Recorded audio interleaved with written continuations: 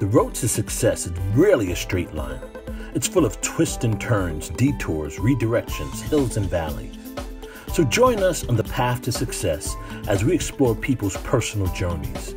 Come be encouraged, informed, and empowered to reach your dreams. Hi, thank you for joining the Path to Success podcast.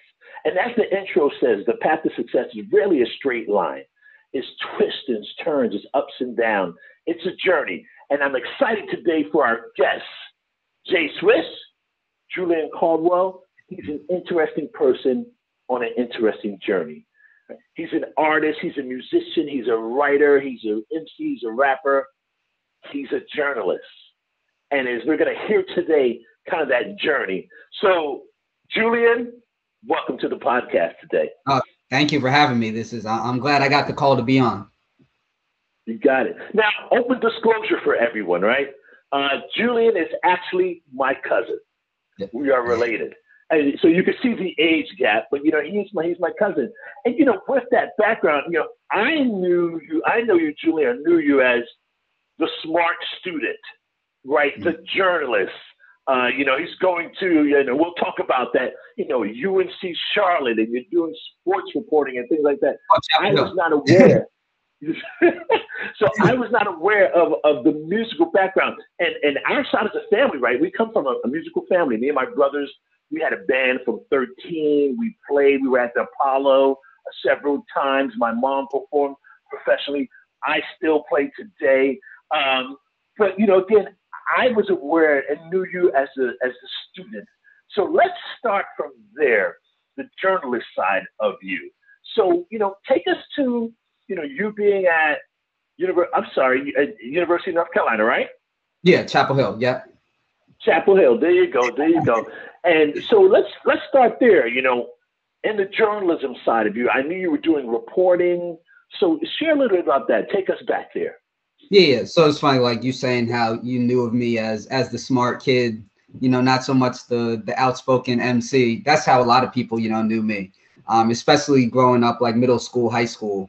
And then even once I got to college, my main focus at first, was journalism. Music was really just a hobby. So, I went to UNC Chapel Hill because of my interest in journalism, which was sparked by my interest in basketball commentating. Really, that's what it was my love for basketball, kind of a fallback if I wasn't going to make it to the NBA, to still be close around the sport. So basketball commentating was that, and then looking at the background that a lot of people in that field had, it was journalism. So that's what really drove my decision to go to UNC Chapel Hill, which had the sports and a great journalism program, and that's also actually what sparked the music hobby being more of a career too, unknowingly. So now, did you cover the team? I covered all different sports. I was in the broadcast journalism track, and they had a program called Carolina Week, which was basically a weekly student-run newscast. And normally it was something that you entered as a class that you would take, in junior year and then stay junior and senior year. But like my first couple of weeks, I went there to start volunteering. So you kind of, there's a hierarchy. So once you're new, you don't really get to go out shooting games immediately.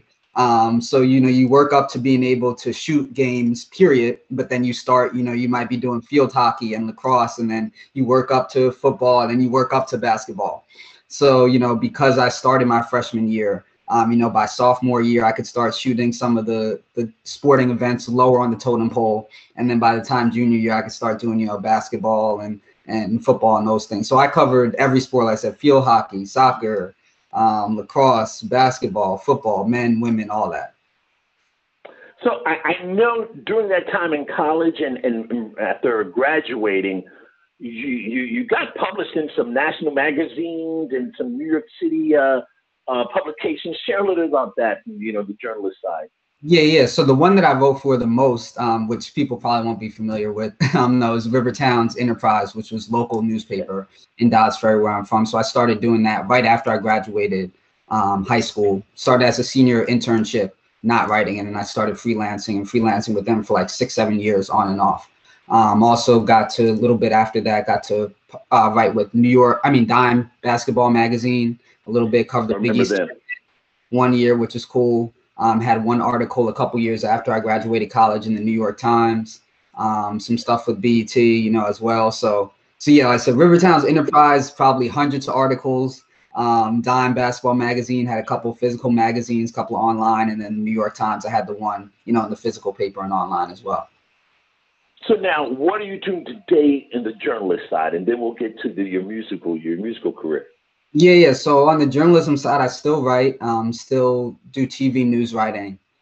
That's very much, it's definitely, it's changed from when I started in college and journalism was like my main route to now journalism is do what I have to do to bring in the money to do what I need to do. But I still do get to flex that muscle in TV news writing today. So, so that's a great segue, right? So now back to the musical side.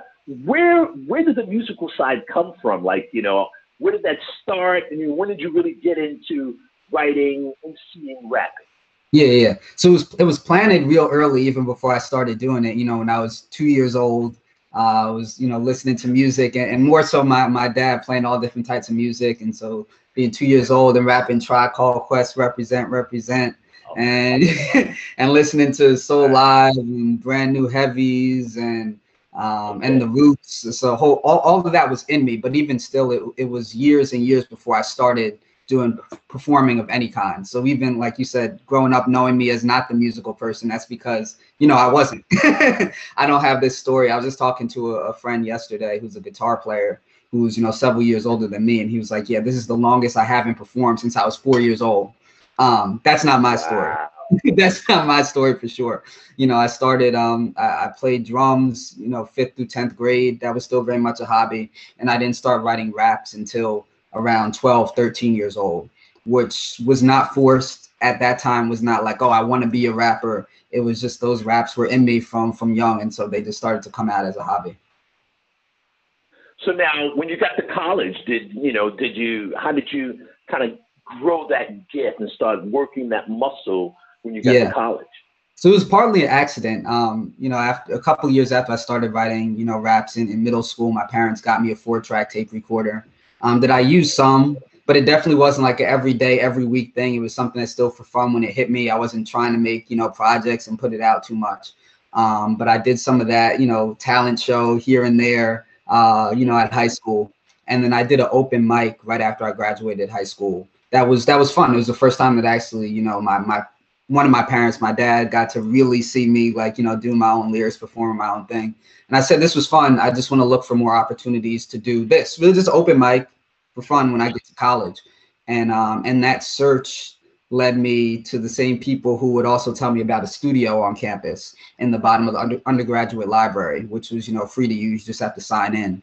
And that, just something interesting to check out. And that turned into some place that me and a few friends of mine were living basically, for a few years, always signing in to the point so much we wouldn't need to sign in. The people at the desk knew what it was. It was either me or one of my friends in my crew, if you want to call it, that was in there. So I could always go in there in between classes.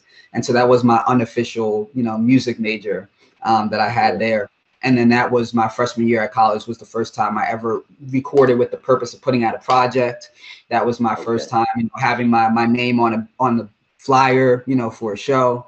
And so that college is the first time where I really started saying, okay, I'm going in on a regular basis to record. I'm promoting myself.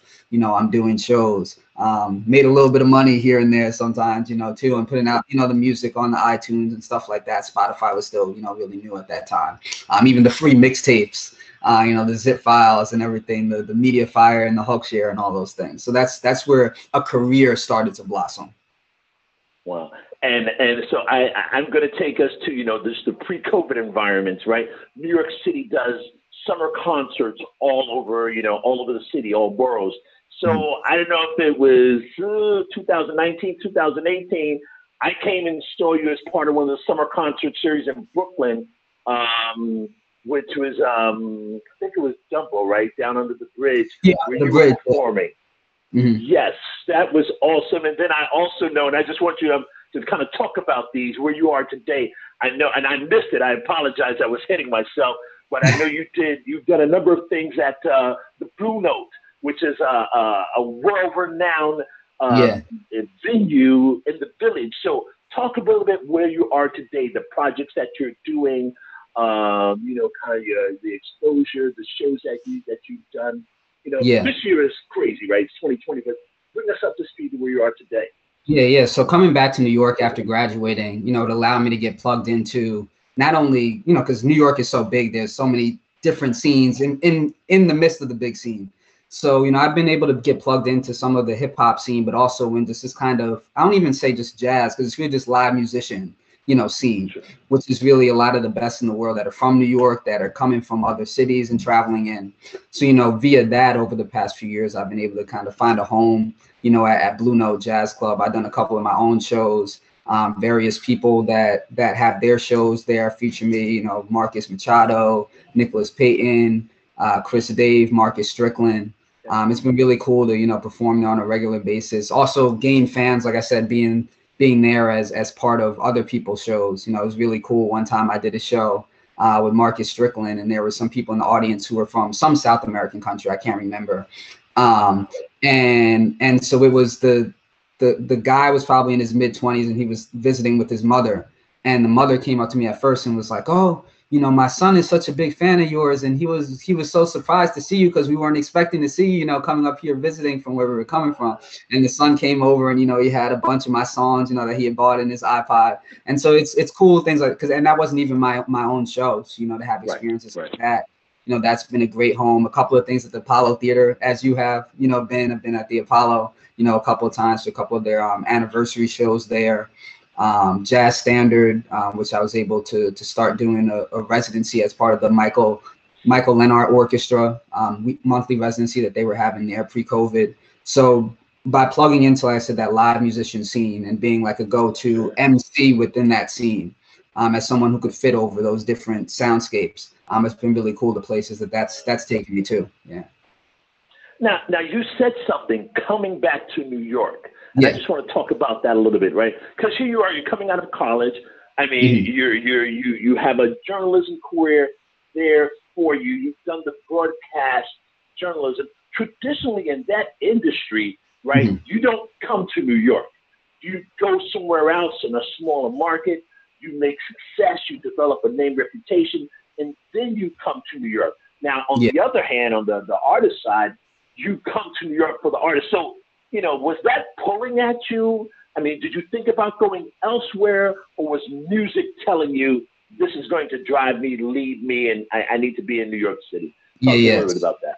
So by the time I had graduated, it wasn't a question where I was going. Okay. And so my first 3 years in college, you know, I was picking up with the music, but it was still a thing, kind of either or. You know, whatever works out is fine. Would love the music, but if it doesn't work out, fine.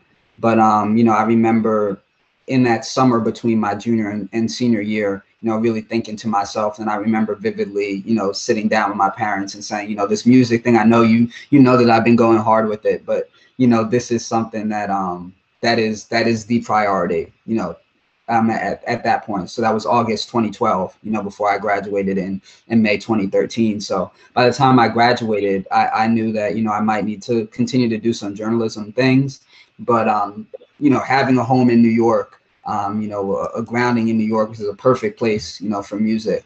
I'm going back there. You know, I'm not going to go to Tennessee, you know, and try to be a reporter, you know, there in market number 236 in the country, and move up, you know, New York, especially like I said, with me already having a home and family there.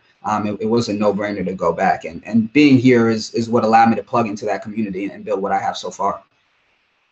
So at that time, music had won the tug of war. Oh, yeah. Hands down. So here's what I like to do. Let's share a clip of one of your recent projects. I wish life could just freeze. Time stands still, killing time, but there's no plan. Time can't kill. And it's moments you want to capture. Stop time and stay forever after. A child takes every second, minute, and hour, devouring everything that's around them. That's power. We get further down the road as we see every day go. We want to control. Yo, waiting for a sign like it never be the time. And it do fast forward, but can never hit rewind. Life is a cycle, can never be aligned. The way the future feel like 2 steps behind. Well, DeLorean, but I've seen it before. Errors merge all together a blur. It's history, second that it occurs. Stay in the moment, take a moment, observe. That's how you stay ahead of the curve. Word.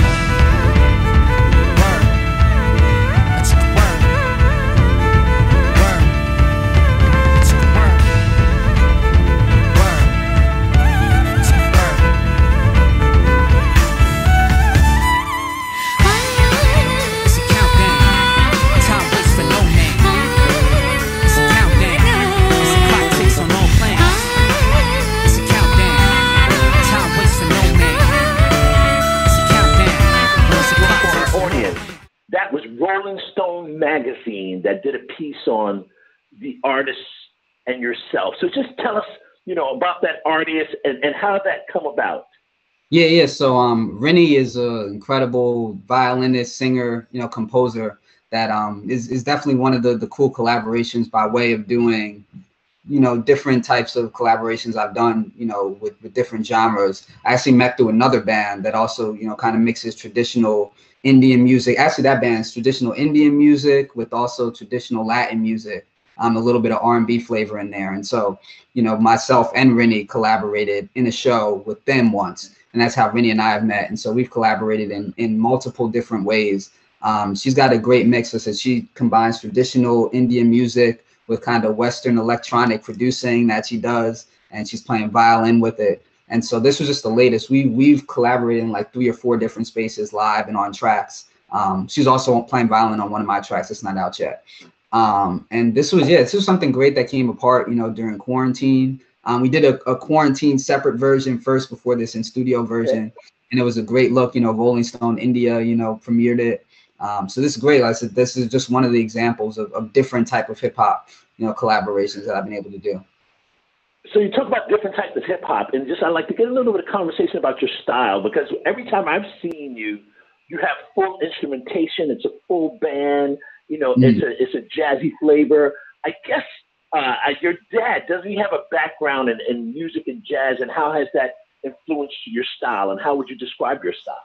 Yeah, definitely him having a wide palette of different music, that he listens to was made readily available to me before I was even choosing what music I was listening to. So I said, mentioning some of what I grew up listening to, Tribe Called Quest, to the Roots, and Soul Live, and Jamiroquai, and Brand New Heavies, and Music Soul Child, and Eric Roberson, just a whole mix. Lenny Kravitz, just the whole mix in there.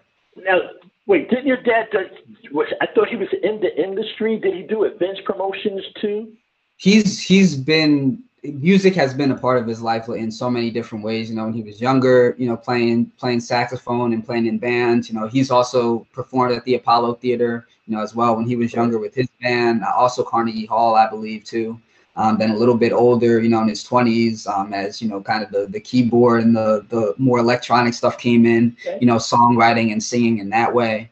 Also, a little bit later in life after that, buyer for Tower Records. So I'm a jazz buyer, so being very knowledgeable about that intersection between jazz and hip hop at that time. And it was early when like the sampling was happening.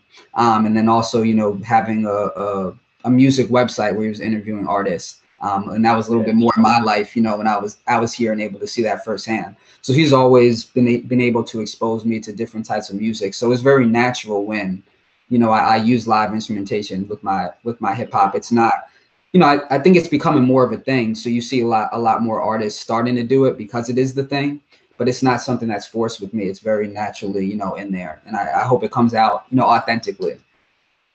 So share a little bit about your current projects that you have on. I know I just listened to, I think your latest EP is Alchemy, correct? Yeah. The Alchemy EP with Michael Leonard, who he led the orchestra that I started doing some stuff with that at Jazz Standard a little bit before, COVID. So that's been an incredible collaboration. He's a person, he's a music director with Steely Dan, now playing with them, trumpeter. He's done some stuff with Wu-Tang, all the Dap Tones, Sharon King and stuff like that. So he's got that type of background. Also, known in the jazz world. His dad is actually a well-known bassist, Jay Leonard, as well in the jazz world. But then also I think from his age and just having affinity for hip hop as well.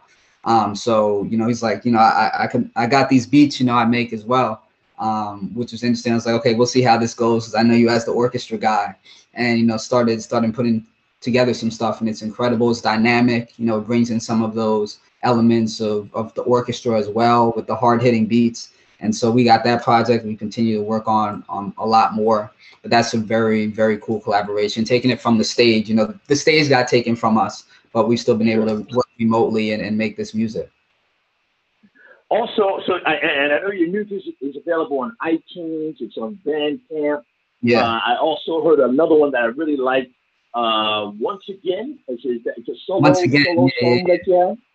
Yeah. So that's this year. That's a this year project. This year as well. Yeah, too. First, I put that out on Bandcamp. That was the launch of a campaign I'm doing, launching new music on Bandcamp the first Thursday of every month. But that's now out on all platforms now. You know, too, is featuring Mark Whitfield, who's a living legendary guitarist in the jazz world. Also, you know, working with like the, you know, Dizzy Gillespie and Herbie Hancock and George Benson, and then also with Mary J. Blige and Sting and Shaka Khan, and so have him on the record. And so I said that was the launch of that campaign. It's also now on all platforms. Got some Spotify playlist love for that recently too, which is great. So that's one I love. And I love that song too. It's on, you know, one of my favorites, and it's on the list. It's on my rotation. So what I like to wrap up is that you're on this interesting, awesome journey, right? You're walking on this way as a musician, you know, writer, and kind of what is some of the wisdom, I guess, you would share for our audience, right? Who have dreams, who have passions, have skills, right? And who have to deal with that struggle of, you know, which way their career, their passion, their future grows. What wisdom would you share? The simplest way to boil it down is don't stop, keep going. And just the idea of consistency. You know, I believe in, you know, just my ability and my skill, you know, too, which is always growing and learning and getting better. But also too, I think one thing that stands out from myself and with other people that I've seen and been around on this journey is just how long I've continued to go, you know, without stopping. You know, there's not many people that I know that I've known personally in this 11, 12 years since I put out my first mixtape and started performing, that I've continued to go, you know, without, you know, big gaps in performing, putting out music and stepping away. And so I just think that's one of the best things I've been able to do is to continue to keep going nonstop, to constantly think of new ways to get better as an artist, to think of new ways to get myself out there, you know, from a promotional standpoint, a business standpoint, you know, as well. And so it's been, you know, you do something for 11, 12 years and you keep getting better at it, and you have some potential to start as well. You'll see growth, you know, over time. So I think that's the biggest thing, especially with something music, you know, that's so subjective, you know, too, is as long as you stay true to yourself and you keep going and you look to push yourself to get better. After some time, you know, they say 10,000 hours. I feel like I've gotten 10,000, 20,000 hours just on stage, you know, let alone, you know, the writing and stuff in between. So I might be on like 30, 40,000 hours, who knows, you know, by now. So you get that in, you'll see something from it. Well, JSwiss, I would like to say thank you for being a guest on the podcast, sharing your journey with our audience. Audience, thank you for joining the podcast. Don't forget to pick up the new book, Surviving Layoffs, at Amazon and BorisPendergrass.com. Julian, thank you. Have a great day. Ooh, thank you.